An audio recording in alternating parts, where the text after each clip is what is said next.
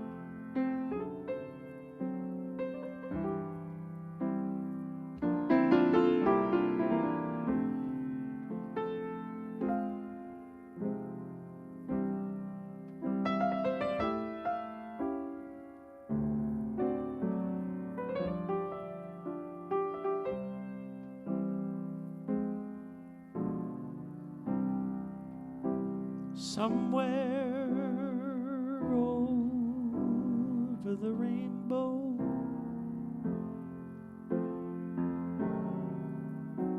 way up high,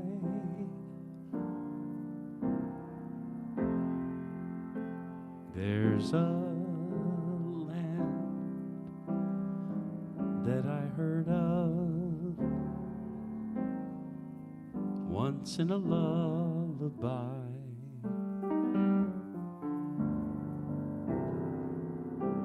Somewhere over the rainbow,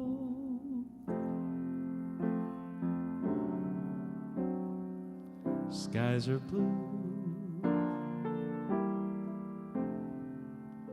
and the dreams that you dare to dream really do come true. Someday I'll wish upon a star and wake up where the clouds are far behind me.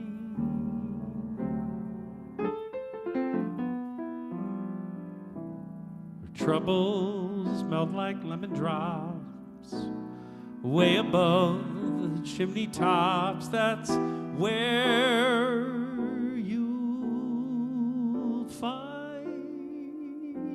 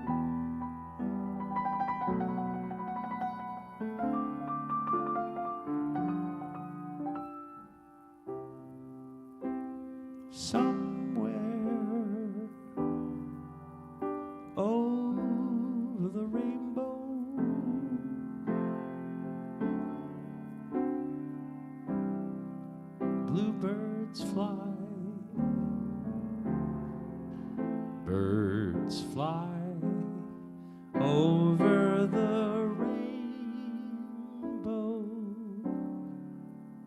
Why then, oh, why can't I?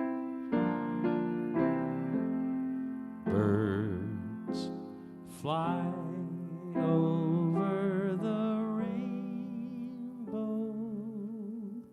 Why then, oh, why can't I?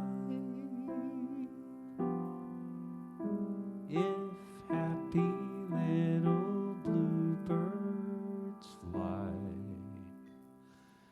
above the rainbow, why, oh, why can't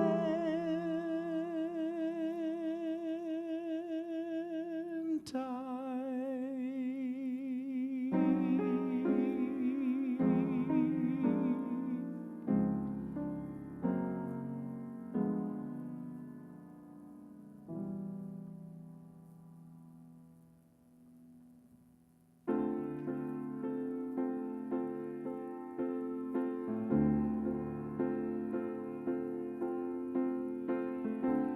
If this is my last song, if this is my final day, if tomorrow I'll be gone, what do I want to say? If this is my last song, if it's my time to go, when my body's moved on, what will I have to show? Oh, but fortune and fame, they scatter to the wind. The things that make a name just don't matter in the end. But is the world a little more peaceful? Oceans and skies a little more blue? Is humankind a little bit wiser about the good that we can do? Does the sun shine a little bit brighter where before there was only rain? If so, then I'm glad I came. If these are my last words for all of the earth to hear, if all that I have ever been is about to disappear, if these are my last words, there's nothing that I need to say. I have only tried to serve. It's never been about talking anyway. So much hurt there is to heal, it's hard to understand. All I can hope to feel is that I am doing what I can. Is the world a little more peaceful? Oceans and skies a little more blue? Is humankind a little bit wiser about the good that we can do?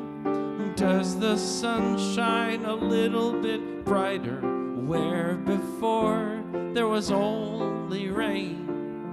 If so, then I'm glad I came. Have I given hope to the hopeless? Has a hungry soul been fed? Has a child stood a little bit taller 'cause of something that I said? Have I left a little kindness?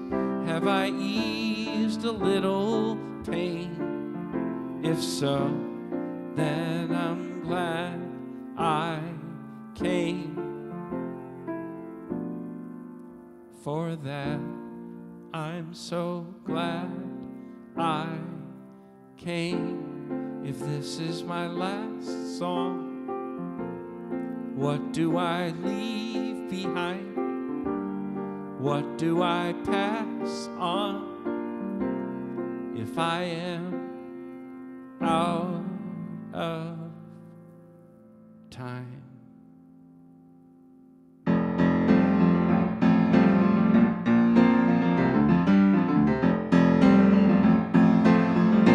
I've had so many doubts along the way. Felt like life was just another bill to pay without anything to show. But now I've figured out that every day my fortune's always found within my faith. And all I needed was to let it flow, 'cause there's no wall around me, only fear has ever bound me. And all I need is trust and I am free. I'm sitting on a gold mine. I'm sitting on a gold mine, alright. My treasure has been right here all the time. I'm sitting on a gold mine.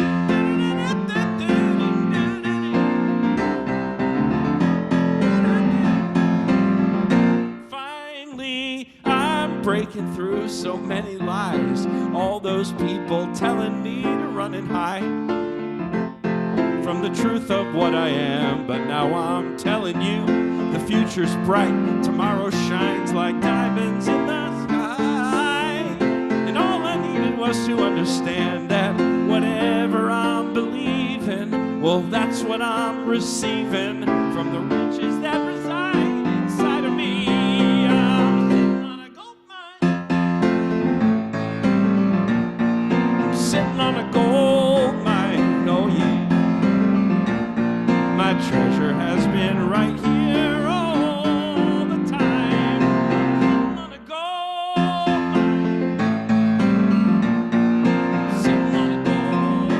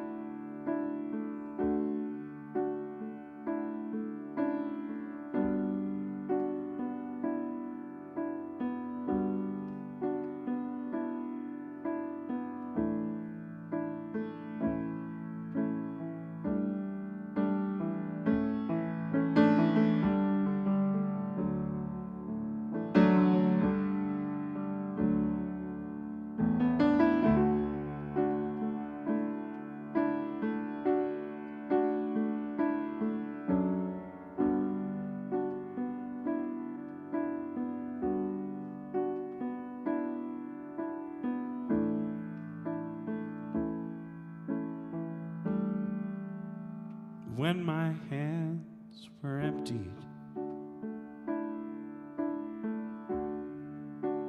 when my hope was gone,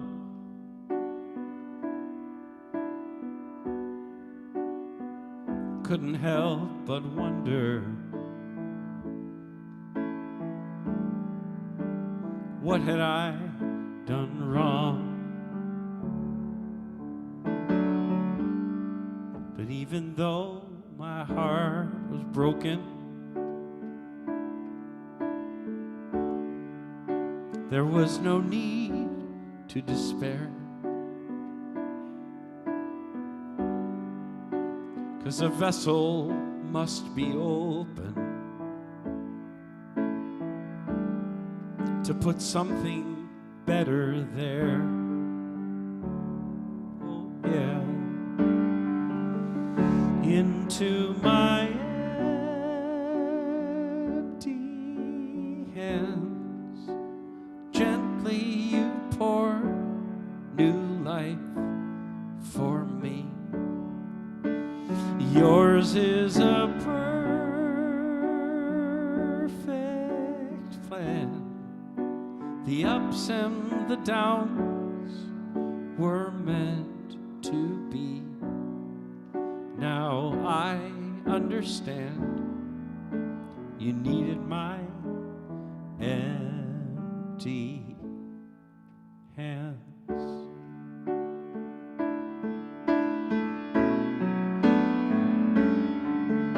So forgive me when I doubt it. I admit sometimes I do. Or consider giving up 'cause I cannot see the truth. I know I'll never go without it. Your deep and abiding love, oh love, into my empty hands. Gently you pour new life for me. Yours is a perfect plan. The ups and the downs were meant to be. Now I understand you needed my empty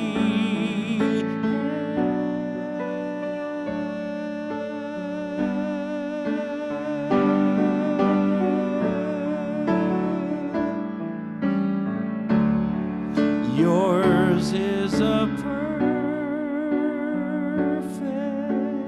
plan.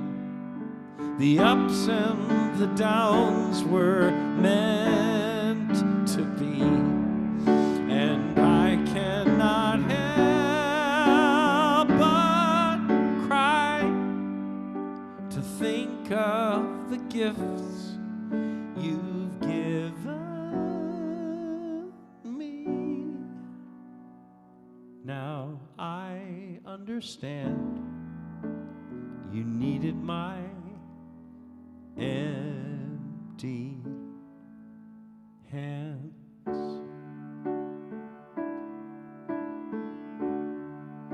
So thank you for my thank you for my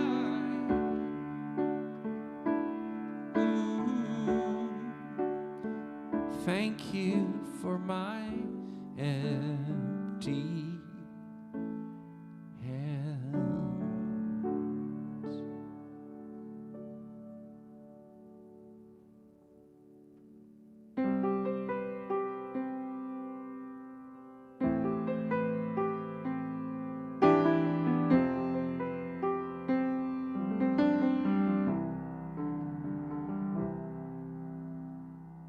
These days it seems like nothing's mine.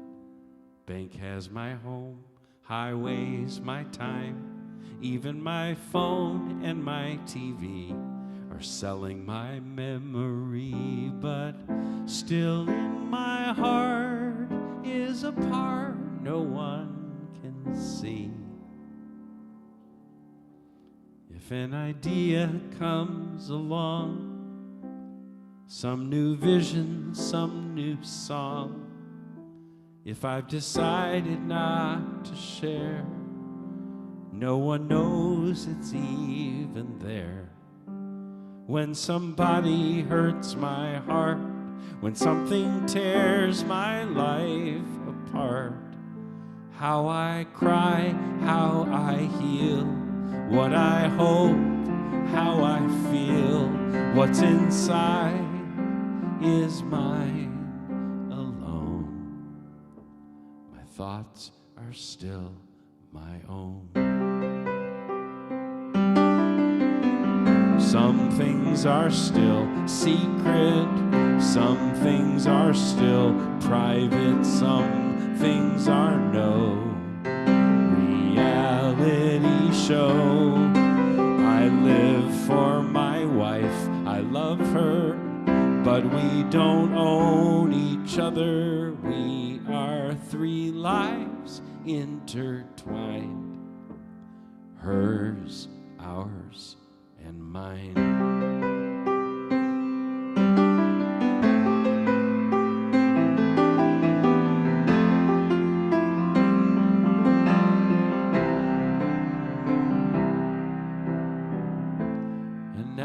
I see my little boy, when he's upset, man, that kid walks into his room, closes the door.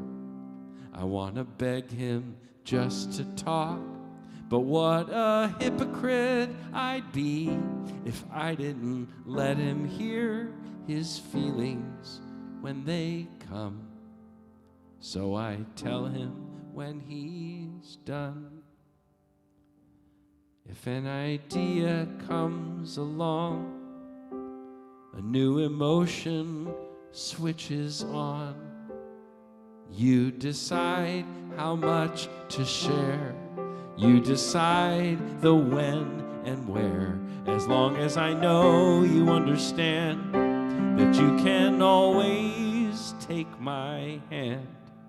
How you cry, how you feel, what you hope, what you reveal, how you live and who you love, what you cannot get enough of. My life, my heart will always be your home. But this life is yours alone.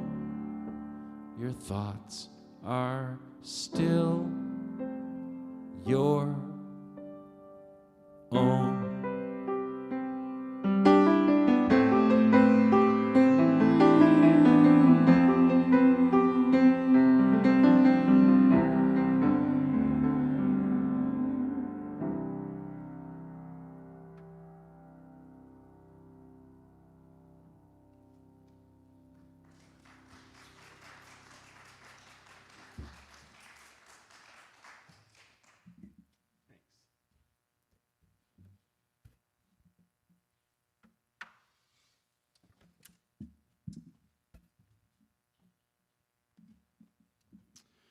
One of the strange ancillary little creative benefits for me, since you were curious how I win in this scenario of having a cold I'm talking about, is that actually in my mind I go to songs that I don't often sing, if that makes sense. Like I'm more baritone today than normal, and I'm feeling some of these lower songs, and I really enjoy singing them, and I almost never get the chance to. So I hopefully you'll find a couple of these songs maybe you've never heard before. Hopefully you find them interesting.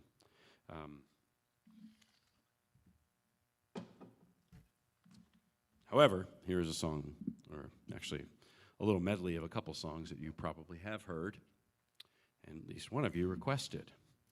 Here we go. You have guitar signal still, by the way, in the room? Can you hear it? It's pretty quiet. I cannot.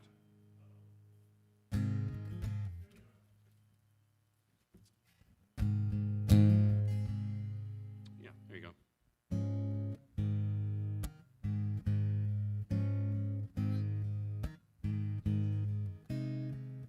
These are two songs I wrote in two of my favorite places. The first one I wrote in Yellowstone National Park, and the second one I wrote in outside of Arches National Park. You guys ever been to Yellowstone? Anybody here? In the back? Yeah, a couple of you, so you know, yeah, how special it is. Anybody here been to Arches and Canyonlands, Moab, Utah? All right. So two of the most scenic places in the United States for sure. And the first one, Get Ready My Soul, I remember the day I wrote it because it was, Yellowstone's the first national park in the United States, if you don't know. In fact, it was the first national park in the world. First time a government set aside a piece of land for only to preserve the land for nature's sake and for enjoyment's sake, with no development, no commercial development, no sale allowed. And it was a pretty radical idea at the time. And then people, when they visit Yellowstone, they understand why that place would have inspired that idea, because it did. But on this one particular day, Yellowstone has a herd. I believe it's the last wild herd of buffalo. I'm pretty sure it's the last wild herd of buffalo in the United States, if not in North America. And if you don't know, buffalo were numbered in the millions before European settlers came with guns and started shooting them for sport. If you've never seen a buffalo in person, imagine using a shotgun to shoot a Toyota SUV. That's how hard it is to hit a buffalo. Not so hard.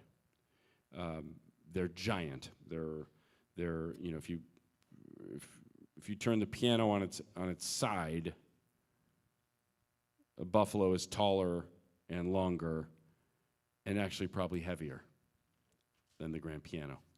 1,000, 1,500, 2,000 pounds. The fun part is they run about 30 miles an hour, so you cannot outrun them. They live there it's the juncture of Idaho, Montana, and Wyoming. They live there all year. It's their home, and you're just visiting when you go to Yellowstone. And there's, I believe now, currently 4,000 or 5,000 buffalo in this herd. The only danger these buffalo ever encounter is when they have the audacity to ignore the park boundary and wander into adjacent land. And of course, they have no idea, but farmers around there don't appreciate it. But when they're in the national park, which is itself, if I remember correctly, 35 miles square, 35 by 35, so something like 1,000 square miles, if I remember. And so the buffalo ordinarily, and under normal circumstances, have a lot of time to have a lot of area to roam. And they are big, powerful, spectacular, really, animals. And like I took Melina to Yellowstone for her first time, and she's like, yeah, okay, so they're like big brown cows, you know, big with beards, basically, if you can picture a buffalo. But then you'll sit on the road in Yellowstone and traffic will stop, and it's because there's a herd of buffalo in the road. And because you're just visiting and they live there, everything stops when the buffalo come by. They take their sweet-ass time. They'll stand in the road for an hour if they feel like it. And there's no moving them. You can try, but you know, honk and you'll get in trouble. And get out of your car and you'll potentially get killed because they absolutely know that it's their place. So they'll just meander, and with the first time, it takes your breath away the first time they walk by your car. So you're stuck on the road, and you're just looking, why is everybody stopped? And you realize they're stopped because there's a herd of buffalo on the road. And then they walk by your car, and it's, you know, you're sitting in a regular car, and their shoulders meet the window, and you can't see the top of their body as it goes by a car. And they snort, you know, like that. And you realize, oh, this is a formidable, like almost a prehistoric feeling animal. They weigh about, if I remember, about twice as much as the average cow, right? And in the winter, they live through the winter in Montana and Wyoming. It's not an easy thing. It's below zero regularly and deep snow, and they use these giant heads with the beard and the horns, and they do this with the snow, brushing it out of the way to find a few blades of grass at a time to eat. So they eke out a life, barely, with the last growing things in Yellowstone all winter. So the reason I tell you about buffalo is because when I started writing, I hadn't written Get Ready My Soul yet, and I'm sitting in a little cabin with Melina on her first trip there, and there's lodging of all sorts in Yellowstone, built by the Park Service and so on. And one of the, at the time, very cheap ways of staying in Yellowstone was to stay in a little cabin by Yellowstone Lake. And these cabins are, I think, literally 11 feet by 11 feet, and they're made of wood, and they're old. And all of a sudden, the cabin starts moving while we're in it. And all that's in this cabin is a tiny bathroom, like an RV bathroom, and a relatively tiny bed. And we hear, we hear the whole building shake, and we hear, and we peer out the window, and a buffalo is doing this to the corner of our, cabin, like scratching, And you do not go outside to say hello.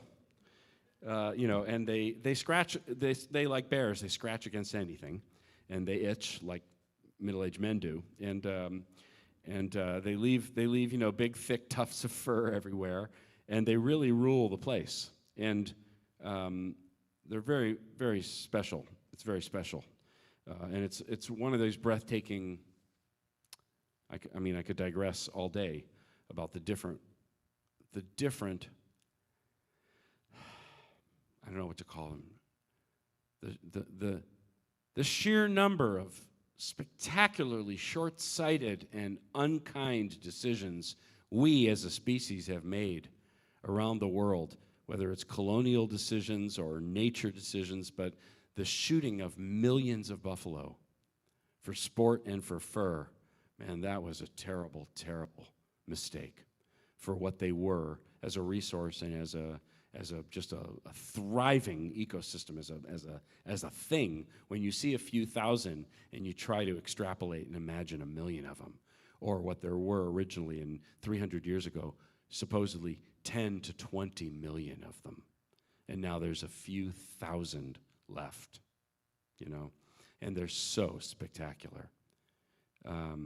Anyway, so on that day when that buffalo used our little cabin as a scratching post, I sat down on that little bed and wrote this first song of these two that I'll do as a medley. The second song was written, I won't belabor the story on this one, but the second one was written in Moab, Utah, and I sometimes call it my most dangerous song. It's the song you requested. Blue Shirt. I remember a blue shirt. Where'd you go? Yeah, light blue shirt, yeah. You requested Everything New, right? And so that song was written, this song was written in Moab, Utah, at a moment where I really wasn't sure if I was ever going to sing again for a living. I didn't know where I was headed, and I didn't even know necessarily what I was letting go of. I just felt something ending. And was the most open I've ever been, to this day, probably.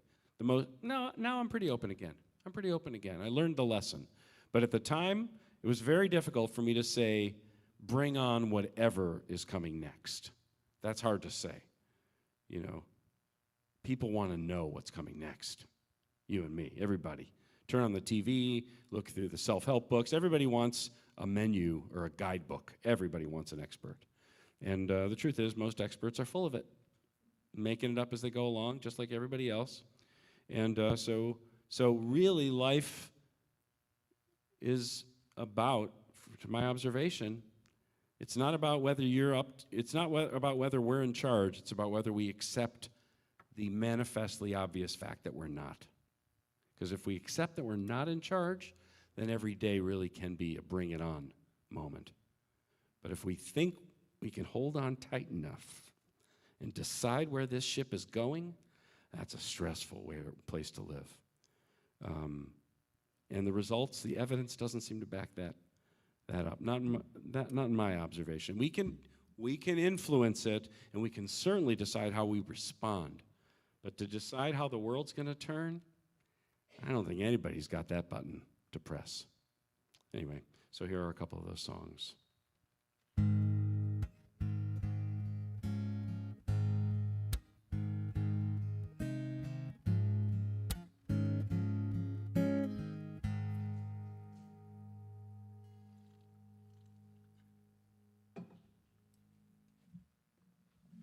Get ready, my soul.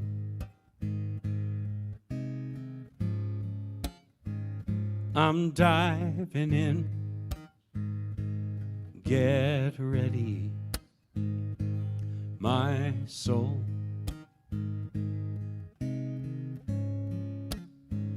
I'm diving in to the deepest kind of love, to the sweetest kind of life. Get ready, my soul.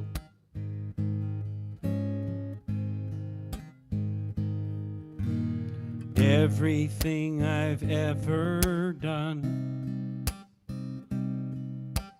everything I've ever seen, everything I've lost or won, everything I've ever dreamed has brought me here to the present moment, here to a new beginning here, and I'm seeing light so clearly now. Get ready, my soul. I'm diving in. Get ready, my soul. I'm diving in to the deepest kind of love, to the sweetest kind of life. Get ready, my soul. Get ready to bring it on. Everything new, everything different, everything true. I am ready for my next thing to do. Oh, I know it's gonna be everything new. I'm through crying, I'm through waiting, I'm through hoping against all hope. I'm through longing for something gone that'll never return. Think I finally learned to bring it on. Everything new, everything different, everything true. I am ready for my next thing to do, yeah. Oh, I know it's gonna be everything new. And I've survived many times before, broken hearts and slamming doors. I'll be all right, yes I will, once more, just as I did back then. I'm gonna rise again, so bring it on. Everything new, everything different, everything true. I am ready for my next thing to do, yeah. Oh, I know it's gonna be everything new. I know it's gonna be everything new. So get ready, get ready, my soul.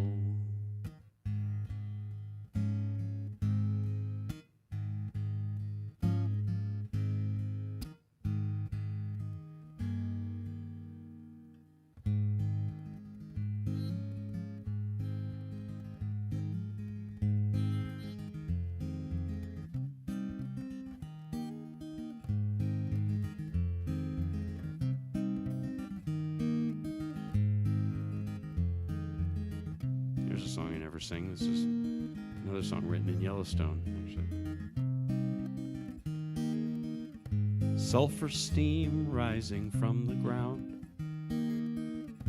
buffalo roaming all around, baby trees conceived by fire, impatient children reaching higher. So I'm sitting in this sacred place, still I'm feeling lonely, what a waste. I should be pining for a tree brand new, instead of dying for disastrous things I'd never do.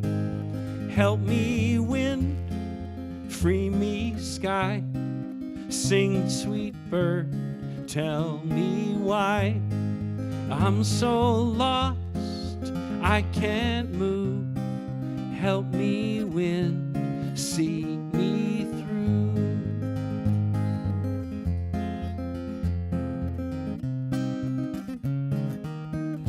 There've been perfect days across the years, when the sun's been bright enough to dry my tears, when I simply let it be,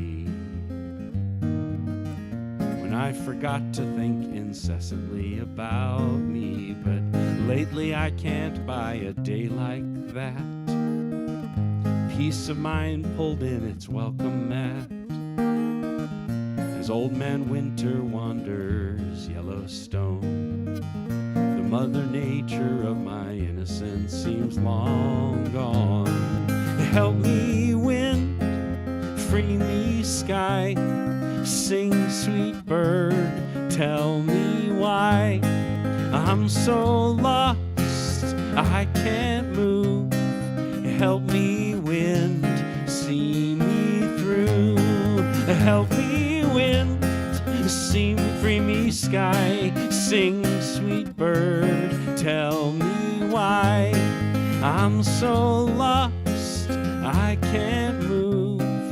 Help me wind, see me through.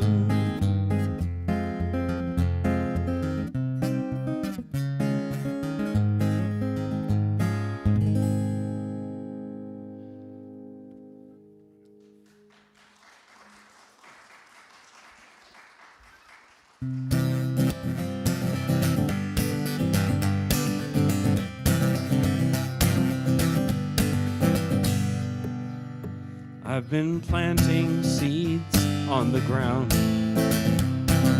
watering them with my sweat and tears, scattering them all around.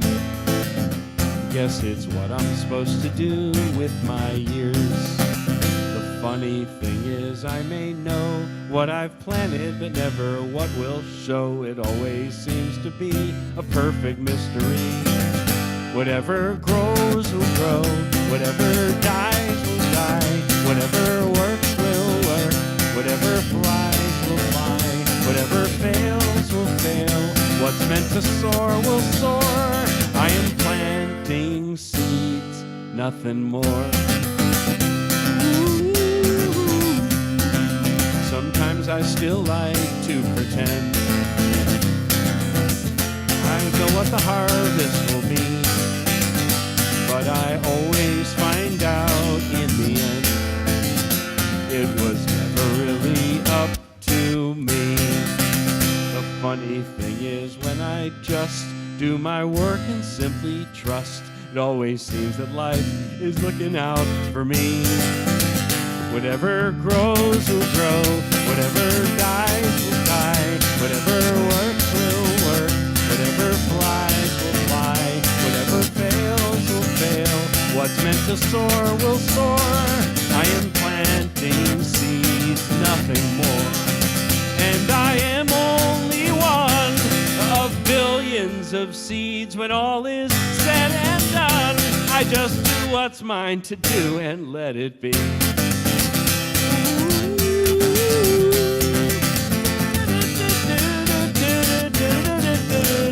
Whatever grows will grow. Whatever dies will die. Whatever works will work. Whatever flies will fly. Whatever fails will fail. What's meant to soar will soar. I am planting seeds. Whatever grows will grow. Whatever dies will die. Whatever works will work. Whatever flies will fly. Whatever fails will fail. What's meant to soar will soar. I am planting seeds, nothing more.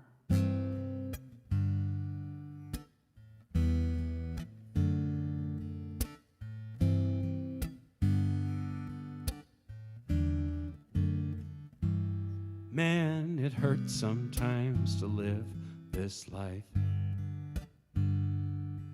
Some days I'd rather run and hide. Maybe then the pain would hide as well. Maybe then I could protect myself. But who's gonna win? Is that really living? Oh, I wish I didn't know that the answer is no. Nobody would win. 'Cause I could close my eyes and pretend I don't see. I could close my mind and pretend that I'm free.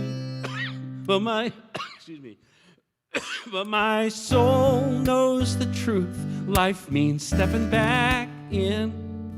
I'm gonna open my heart again.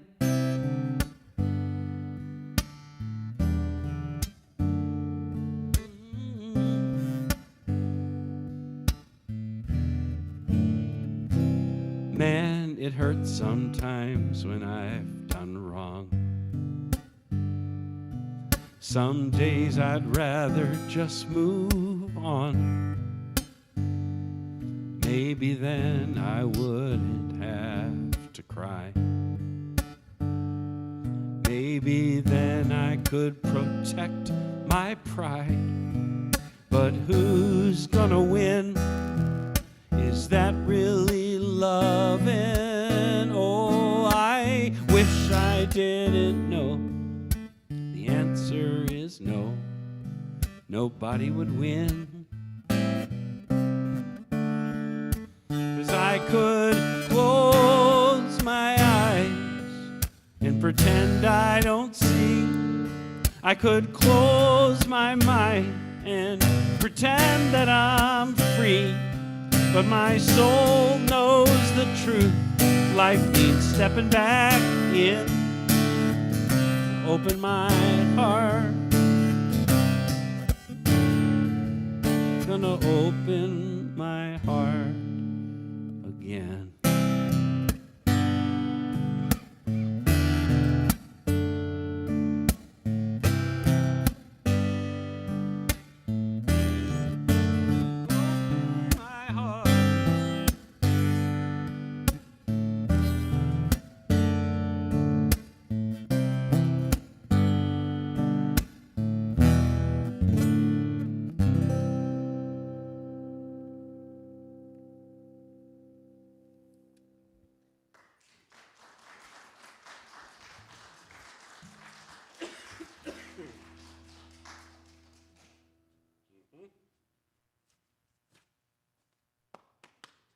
Do you ever notice that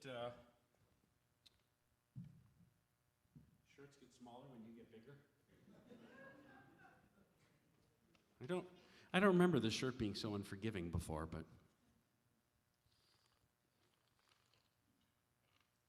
I guess since I'm giving it no slack, it's cutting me no slack either. What are you going to do?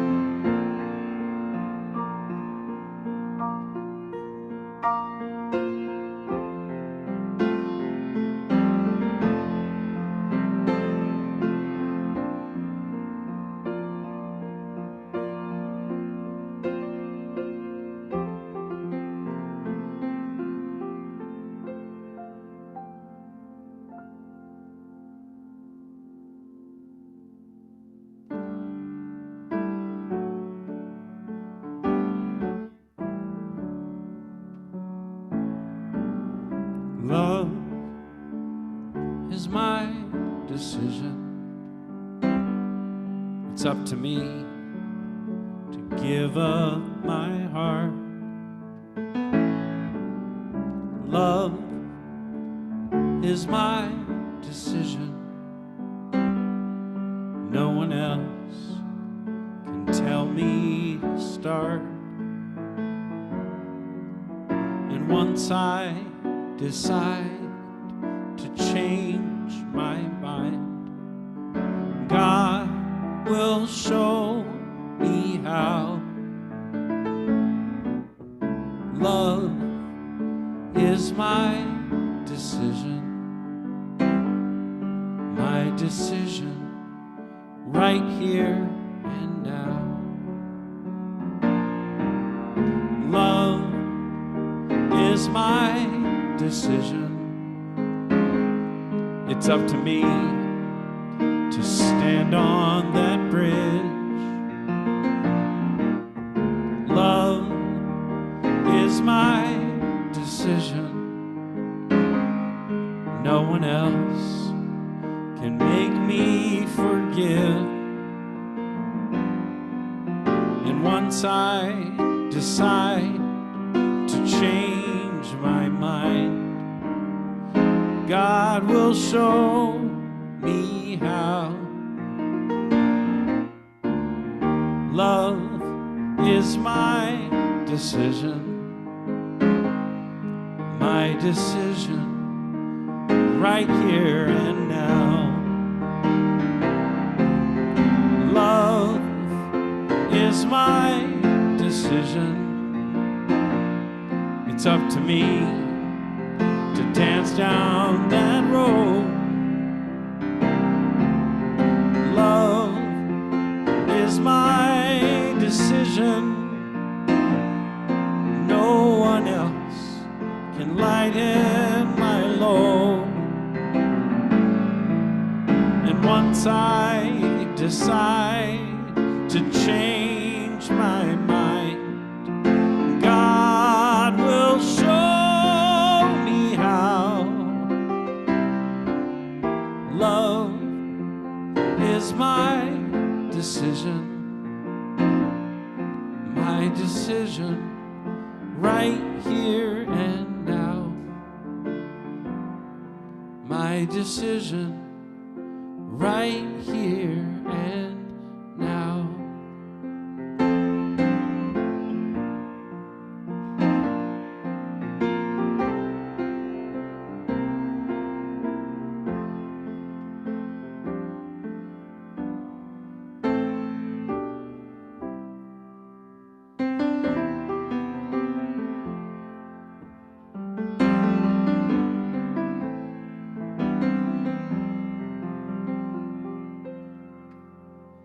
We've all heard this kind of story. Somebody's diagnosed that their time is suddenly short.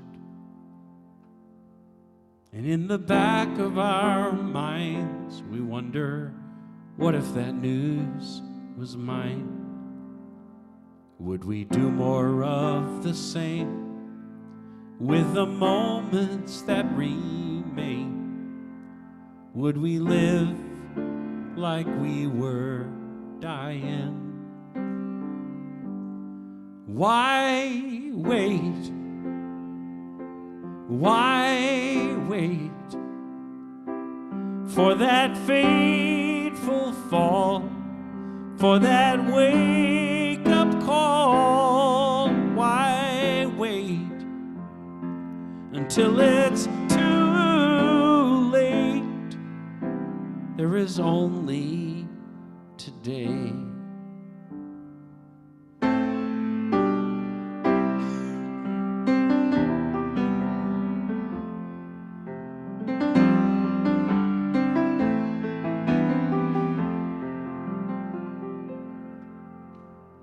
We've all heard this kind of story. An earthquake strikes the coast of a distant land. It seems like every time we come together as humankind. We make a different choice.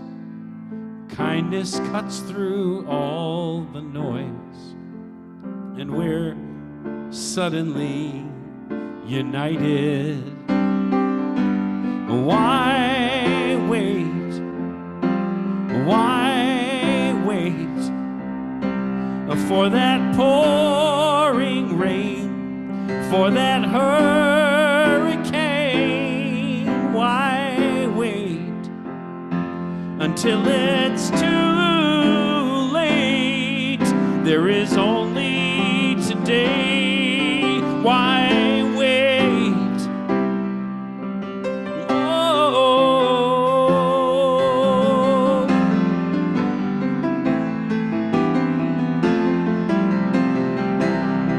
And when an ambulance goes by, everybody pulls aside. The holidays put smiles on every face. So tell me, what's the reason why we need excuses to decide we are part of only one human race?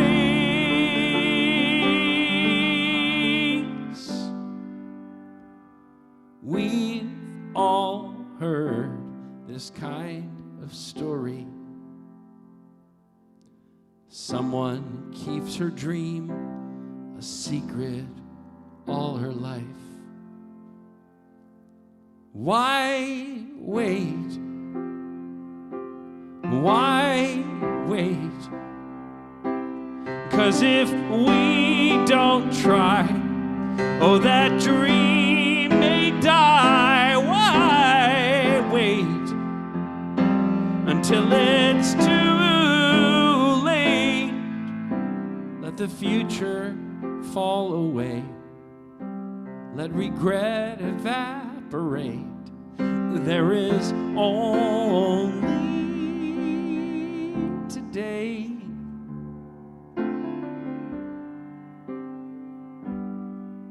Why wait?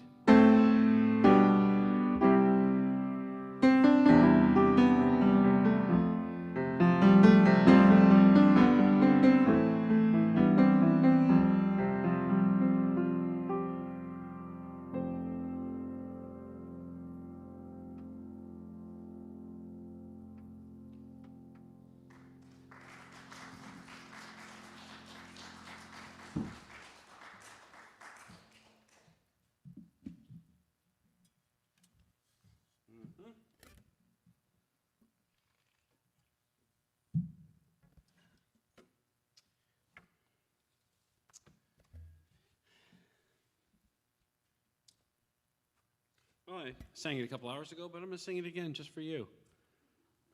That's how special it is that you came. That's how much it matters to me that you came. So this is a song I sang this morning if you were at the service. And if you heard it at the service and had never heard it before and didn't know the story of it, I can at least fill that in for you, which is, it's an appropriate song on Father's Day, which is why I thought of it this morning for sure. And it's just... It was inspired by a phone call we got from our boy's teacher, his first teacher. She was a lovely woman, is a lovely woman, and she had prepared Jude's class for making a little extra space for a boy named Evan who had arrived in the United States without speaking a word of English and was having all kinds of trouble in school. Throwing elbow. He couldn't understand instructions, couldn't read the books, couldn't talk to any of the other kids, had no idea what the hell was going on. And who could blame him? I think 6 years old at the time. And pretty much every day, Jude would come home with a story about how Evan had gotten in this kind of trouble or that kind of trouble or pushed somebody or, whatever. And it went on for about 6 weeks, and then the phone rang, and it was Jude's teacher. And she said, I wanted you to know what your son did today. It was, she said, I read a book to the class, all 28 kids. And when I finished, your son raised his hand and said, I think Evan did such a good job listening that he should get an extra point today. And Jude is now 12 and a half and has a little hair on his upper lip and about 17 to 26,000 times more attitude than he had back then. He's definitely hitting a snotty period. It's not super fun, but the sweet boy is still in there, and we see plenty of signs that the boy who said that little simple little sentence. I talked about this morning about how being a dad, at least in my experience and my observation, is very much a pride surrendering process. Dad jeans and dad jokes and dad bellies, all these things go with a specific age and a specific role for a man in this case, even though it doesn't have to be a man, who plays a fathering role. But in this case, a man, my observation is not going to be the 23-year-old whippersnapper and be the dad who's always there and, guiding and teaching. There's a separate, different phase of life. But for us, raising Jude and watching him be kind, it just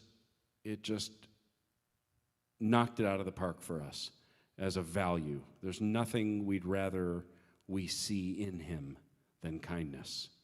I mean, would it be cool? The song jokes, as you'll hear if you haven't heard it before. The song jokes about, wouldn't it be nice if the kid was destined for millions, somehow, because his parents are not. It doesn't seem like it. We don't know, but it doesn't seem like it. But the truth is that phone call from his teacher, and actually, to give you another example, not to paint Jude as a saint. He's, like I said, he's very not.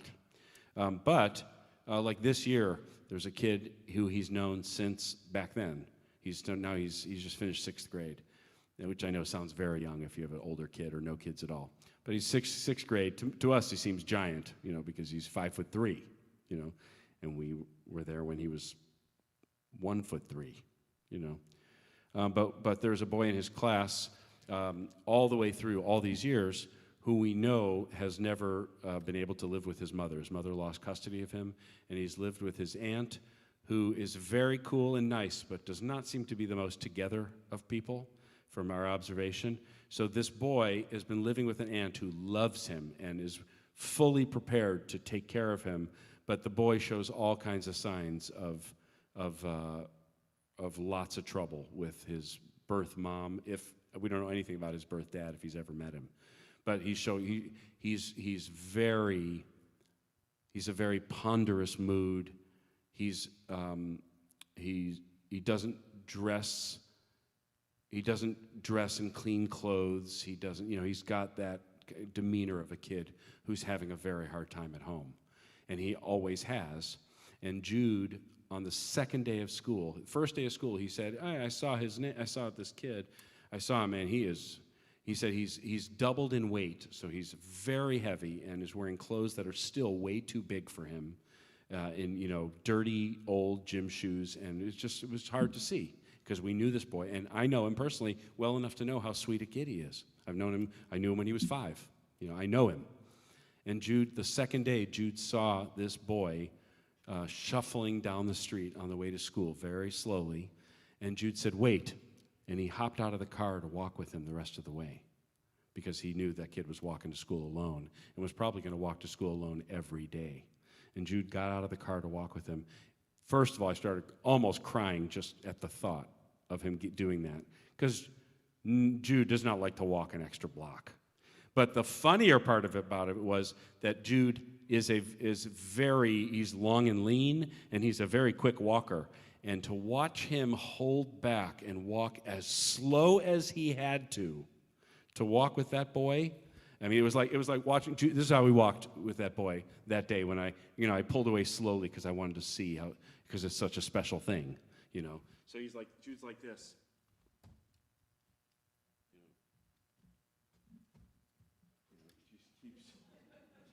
Kept adjusting, And but it really is, like I was saying about fatherhood, that it is not a glamorous job, and that it's not an ambitious job. It's not except in the smallest way. You know, you don't, I've said it before in different contexts, you don't lose 100 pounds. You cut back on dessert today, and then you make the same very difficult decision tomorrow. You don't build a happy marriage. Today, you're nice to your spouse. Then you try to do your best to do it again tomorrow. You don't raise a happy child. Today, you make eye contact and say something kind and show a little bit of patience. And then tomorrow, you try again. You know, none of these things are instantaneous decisions. I think it's one of the major reasons why New Year's resolutions never work. It's because it's not one decision. It's a decision for me, I just am at unending war with sugar, especially, with dessert. Sugar and with dessert and with Coke and these sorts of sweet things, right? Well, I can make the right decision for my health, right? Only this is all my own judgment for myself. I can make the right decision every now and then, but every day it murders me. I can't do it. I fail. No matter, you know what I mean? Like I'll make it 3 in a row, and then Thursday it all falls apart. It's hard every day. And the small decisions with Jude are all we've got. The small decisions you and I have. Everywhere we go, it's all we've got is small decisions. We can't make grand declarations. Nobody does. It all requires follow-through, and the follow-through is the hard part. And so for Jude to have said just the one sentence to that boy in his class, that was enough. He's not going to inject self-esteem and popularity into this other boy that he walked to school with. He's not going to save that kid. All he can do is get out of the car and walk slowly by his side. One time, that's it. If he makes the same decision the next day, so be it. But that's it. Today is all he's got. And so all of this is what inspired this song.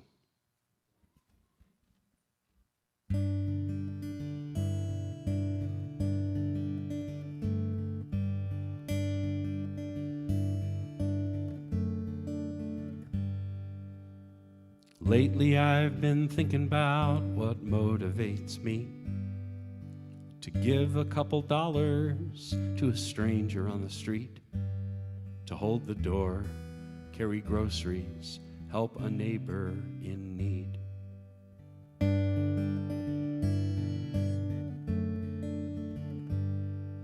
When history repeats itself in headlines every day, solutions never big enough for problems that we face. As a man, as a dad, what difference can I make?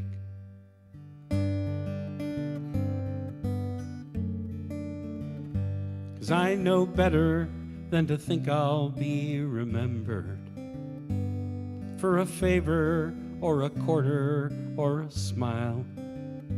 Oh, but maybe before I return to sender, I can do one thing worthwhile. So I'm gonna try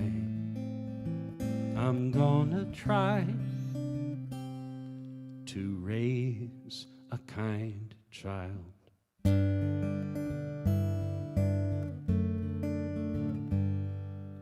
Sure would help if our boy went and got an MBA and took care of his artist mom and dad in their old age.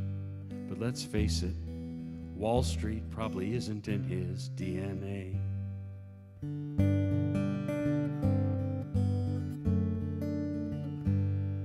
But when his first grade teacher said she wanted us to know, it's Jude who always comforts any kid who sits alone. There's just so much pride my heart can take. My retirement can wait.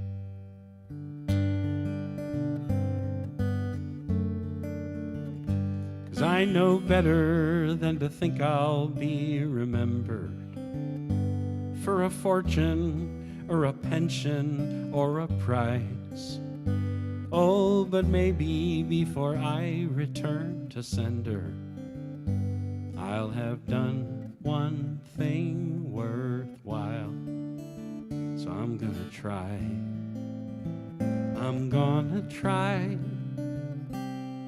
to raise a kind child.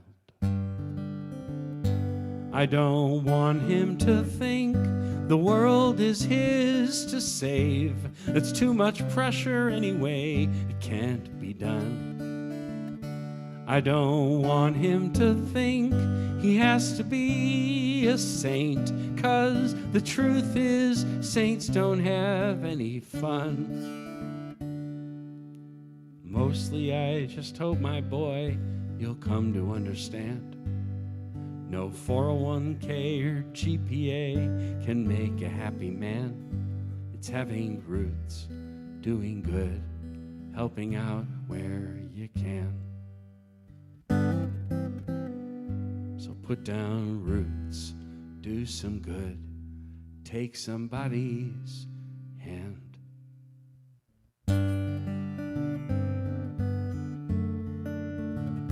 And you'll know better than most what really matters, what makes living this life worthwhile. And there may come a day your own kids will remember how their granddad used to say with a smile that he raised. We raised a kind child.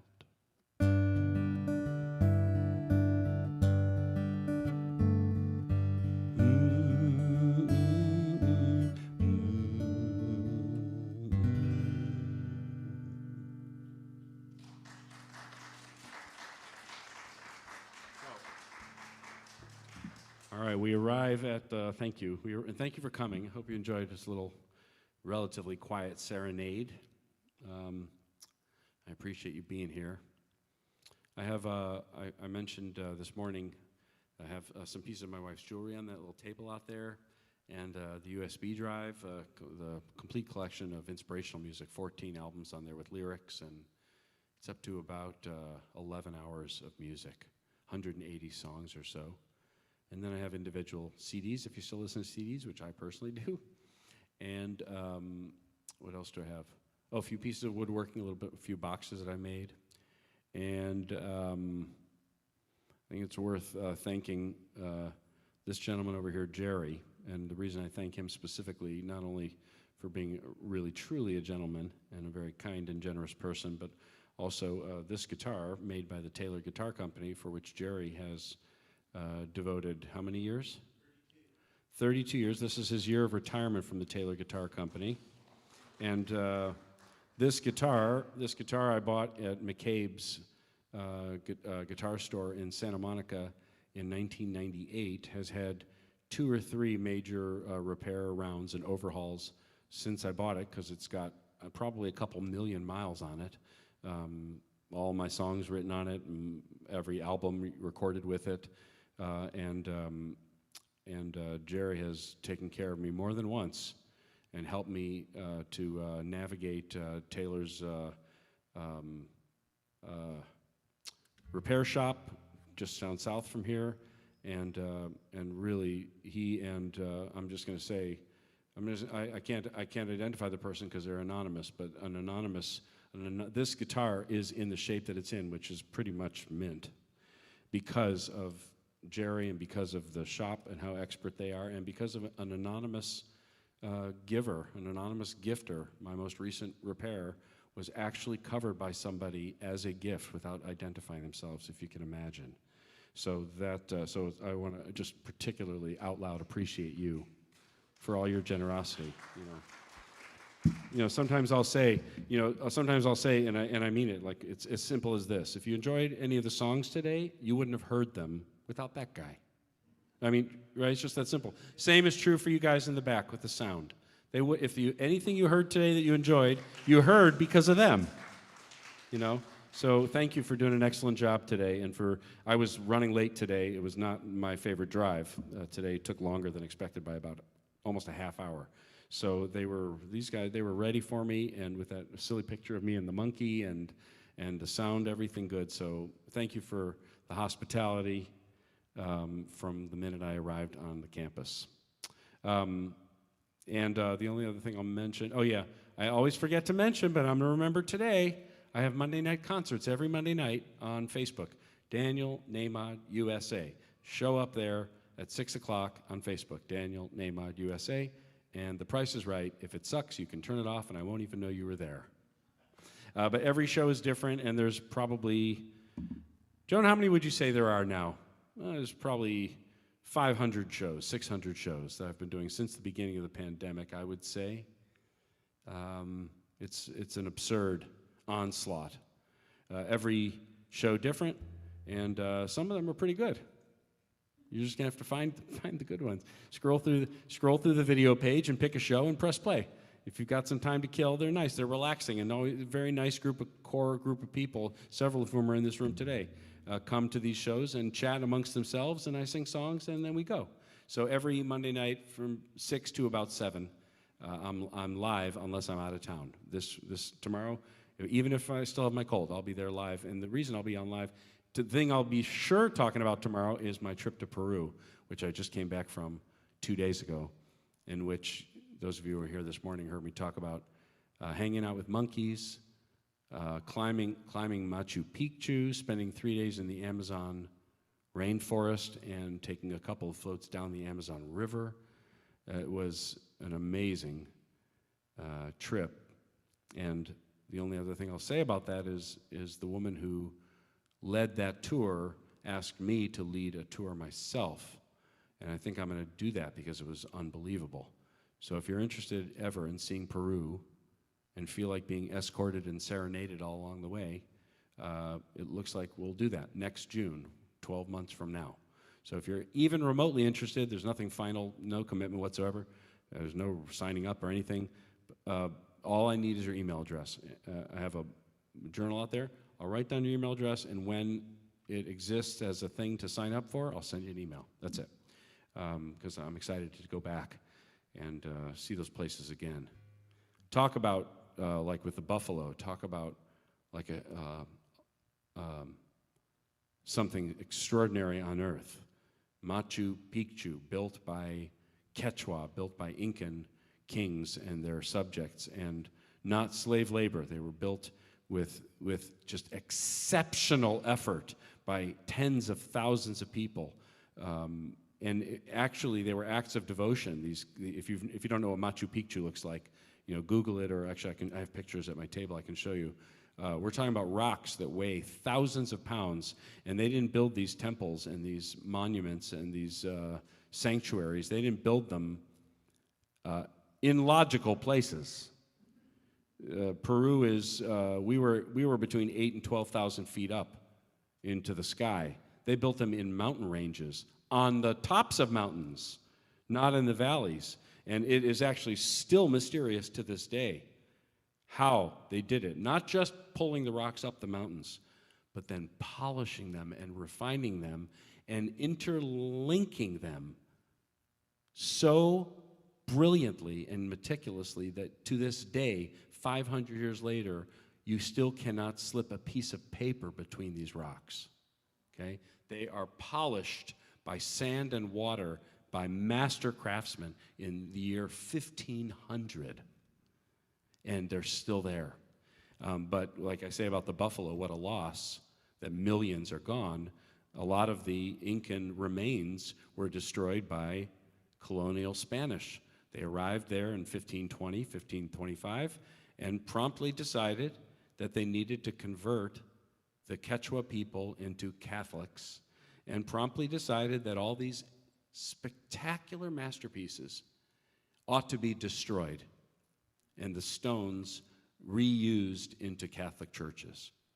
And so there are still remains there, but then there are thousands of houses and Catholic structures all over Peru built from the Incan stones, from former masterpieces. And the Catholic churches are gorgeous too, but oh, what they took down, oh, what they destroyed. But to see it, you won't believe it. If you just look at pictures, if coming is inconceivable, if you've never looked at what Machu Picchu is, it's pretty wild. It's pretty wild. I felt like I was looking at the work of the hardest working people who have ever lived, who did nothing easy.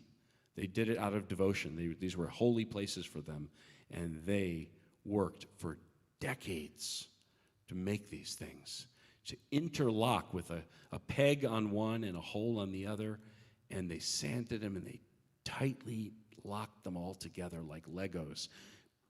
Rocks that weigh 75 tons in the year 1500, hauled up to 10,000 feet and locked in place. I mean, it's wild. Never mind the Amazon rainforest and the cities and the culture and the food. Man, oh man. The Incas were pretty impressive people. Pretty impressive people. I don't even know why I was telling you all that. Oh yeah, I was telling you about the trip, because so I'll be talking about that tomorrow night for sure. Hopefully, I'm planning on sharing some pictures online. All right, anyway, so let's close with this. Thank you again for coming. Thank you for staying longer than I expected it to go. Hope that's okay. I'm never shorter than I expect to go. It's absolutely pathological. All right, here we go. I have to sing this song.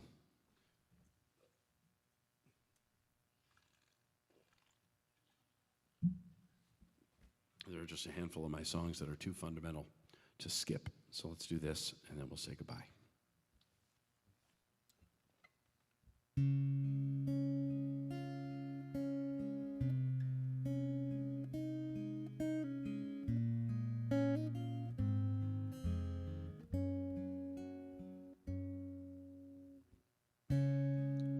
There's one power, invisible, and just see it everywhere and every day.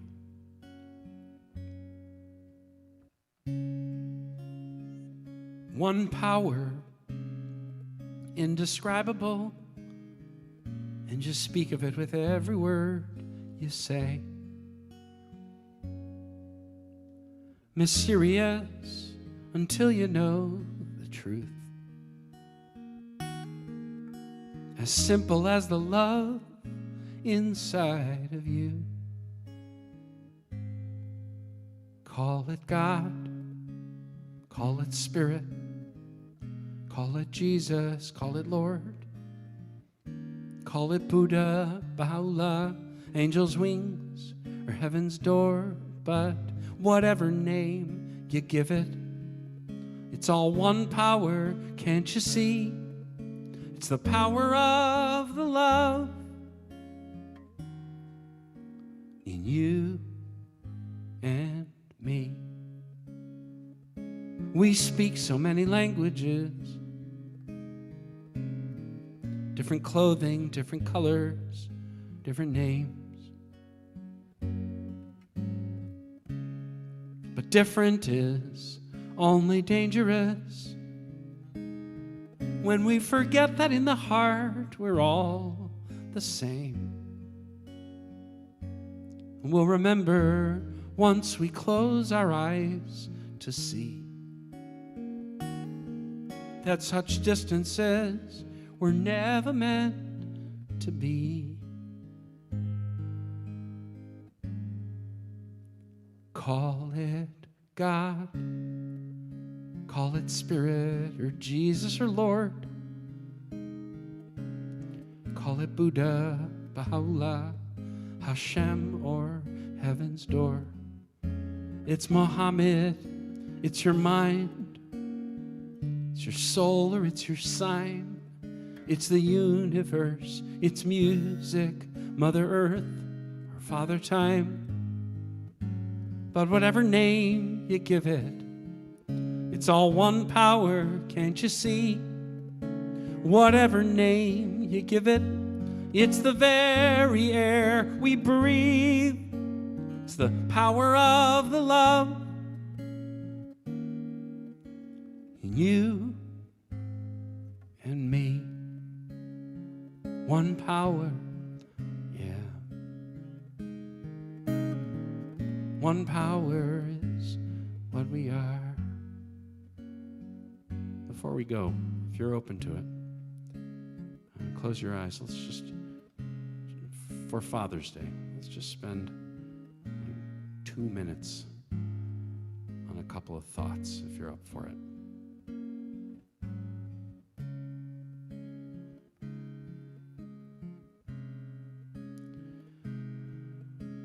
who fathered you? Or as Mr. Rogers used to say, who always wished you well? Who fathered you? Whether it's your biological father or a grandfather or your mother or your aunt or your brothers or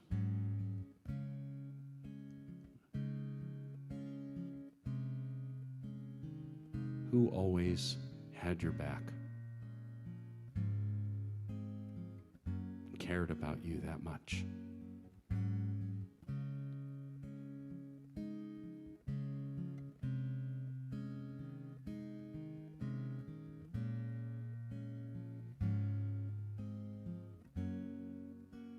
Now imagine how they'd feel, whoever you thought of, to know that they came to your mind.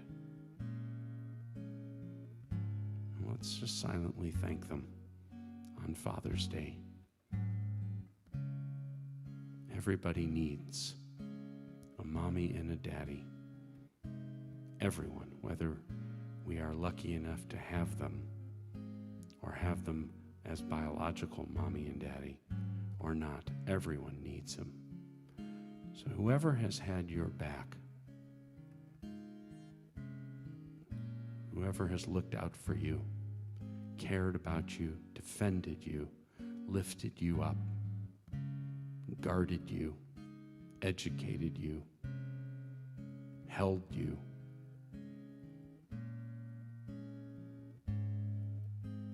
let's just say a quick, silent thank you on this day.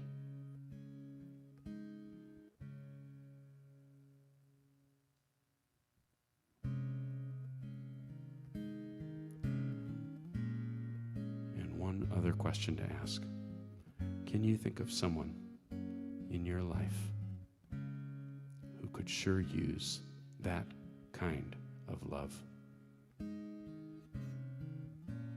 You may or may not know for sure that they're not getting it. You may or may not know the details of their situation, but does somebody come to your mind who you think to yourself, a little extra compassion, a little extra care, a little extra protection, a little reaching out, a little good thought? That person could use it. Could use a mother or a father or a guardian or a friend. And just silently wish them well.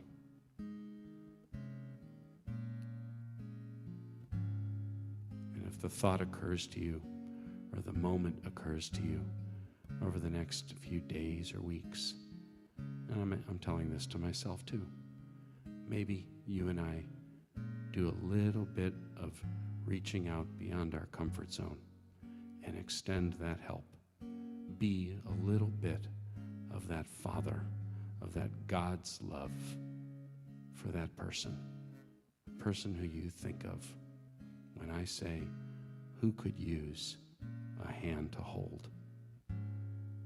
Who could use a hug or a kind word? Not to save their life, not even to change their life, just to do what you and I can do on any given day. Love is simply that decision. Father's Day is just not only for fathers. It's a feeling and a role and a decision.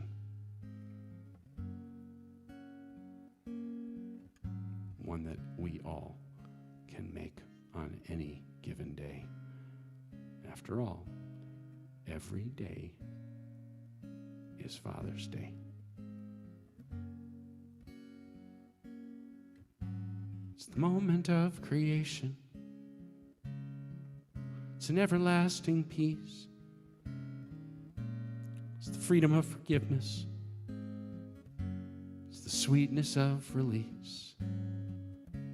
It's the joy of inspiration.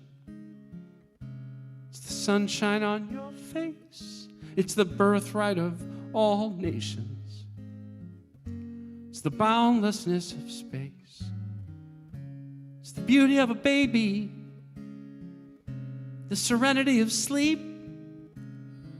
It's the anger we abandon for its love that's most deep. It's one power. Oh, oh, what we are is one.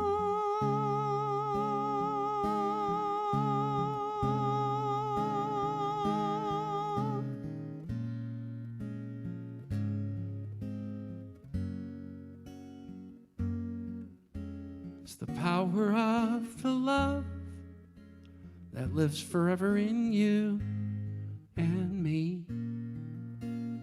It's the power of the love in you and me.